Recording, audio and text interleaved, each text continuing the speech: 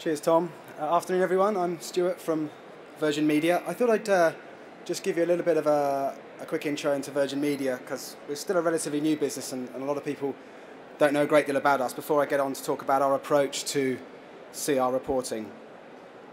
So we're a digital entertainment and communications business that specialises in providing what we call the quad play, which is TV, broadband, telephone and mobile. We've not been around very long, as I say. We launched in February 2007. We've got about 10 million customers in the UK, although rather oddly we are listed on the NASDAQ security exchange in the US.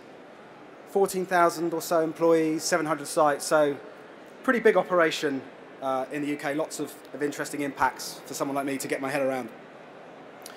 Produced two reports. The first one in 2008 described just very broadly what we thought our CR journey was all about, how we were starting out to understand what our impacts were, what the big risks and opportunities were likely to be. It didn't pretend to be any more than that, just an opening statement about how we saw CR. And then subsequently, in the second year, we started to get, in our second report in 2009, we started to get a little bit more detailed about how we were going about working out what our priorities were likely to be. And as Henning said, thank you for the big up there, setting some targets for improvement. So we're sort of shifting the dial, but still not pretending to have reams of data and quantitative analysis, as we're seeing in other reports, just being really clear about what it can do and what it can't do.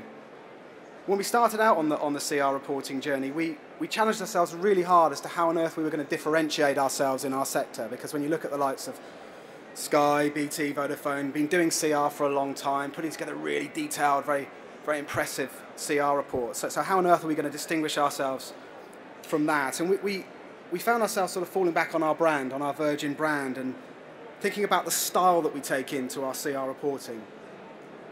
So keep it really simple. Be really honest about what we're facing as a business and take a conversational approach towards the message, which amazingly, it's amazing how differentiating that proved to be and how applauded we've been just by observing those sort of basic principles. We've got this mantra at Virgin, which is be yourself. And when you peel away the layers of that, basically that comes down to being about how the way you think, behave, talk and act at home is exactly the same as you are at work. We come to work, we bring this sort of new person with ourselves. We take on this corporate persona, which is is different to how we are at home. And taking that basic principle into the way we report in CR and sustainability has been really liberating. I think there's four sort of basic messages I just want to leave with you that come out of that need to be ourselves. And there's no rocket science here. It's just really simple stuff, but I think it's often overlooked. The first thing I'd say is use simple language. Forget all the jargon. We apply this thing called the pub test. Would you be happy ripping out the lines from your report and taking them down to the pub on a Friday night and relaying them to your mates? So triple bottom line risk management and license to operate and stakeholder engagement. I don't go to the pub to engage stakeholders. I go down there to speak to my friends. So we don't talk like that when we're with people we want to engage with. Why do we lump it into our CR reports? Let's get rid of the jargon and just use simple conversational language. You've got to tell a good story. What do good stories have? They have beginnings, middles and ends. And they have heroes and villains. And I think if we all look across our product stories, we've got some good stuff, some heroes that we want to really big up, and we've also got some villains that we want to neutralise. And the other thing I'd say about storytelling is it's got to have a bit of tension. Getting CR embedded in your business is bloody hard work, and you come into all sorts of battles, and I'm sure my colleagues would testify to that. You run up against some really hard-bitten people who just don't get the sustainability thing.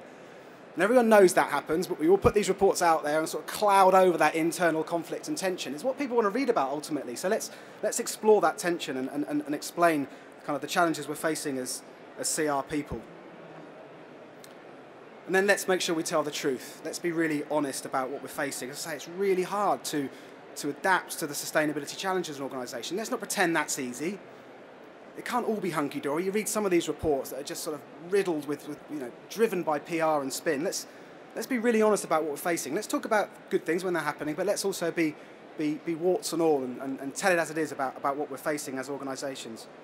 I don't know about you, but I get really frustrated when I see sort of traffic lights next to targets and they're all green except for one, which is the sort of tokenistic amber, which we're somehow supposed to think is an example that that, you know, not everything's right, but it's just one little thing that we're, you know, that we're working on.